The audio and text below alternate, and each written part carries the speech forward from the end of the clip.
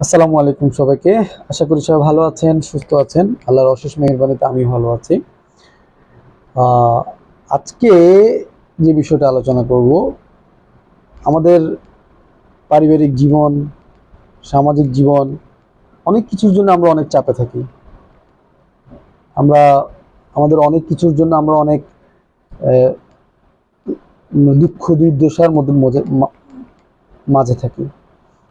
আমাদের মনটাও তো পরিবর্তন করা প্রয়োজন, তাই না? আমাদের মনটারও তো একটু যত্ন নেওয়া প্রয়োজন।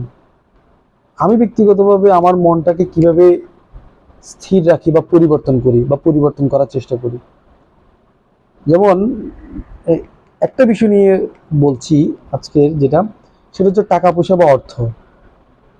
এই টাকা পয়সা বা অর্থটা নিশ্চিতভাবে আমাদের চলার জন্য খুব বেশি প্রয়োজন, এবং অনেক গুরুত্বপূর্ণ, তাই না?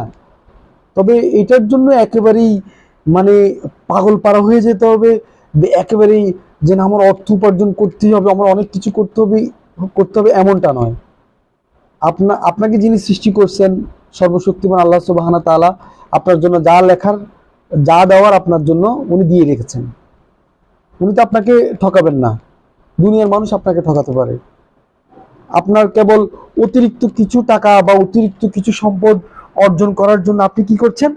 আপনি কাউকে ঠকাচ্ছেন, কারোর সাথে প্রতারণা করছেন, মিথ্যা কথা বলছেন, জালিয়াতি করছেন, অন্যের অধিকার হরণ করছেন। এত কিছু তো দরকার হচ্ছে না। আপনি অন্যের অধিকার হরণ করার কোনো প্রয়োজন নেই। সৃষ্টিকর্তা আপনার জন্য যা রাখার রেখে দিয়েছেন। বরং আপনি যে অবস্থায় আছেন ওটার জন্য আপনি আল্লাহর কাছে কৃতজ্ঞতা প্রকাশ করুন।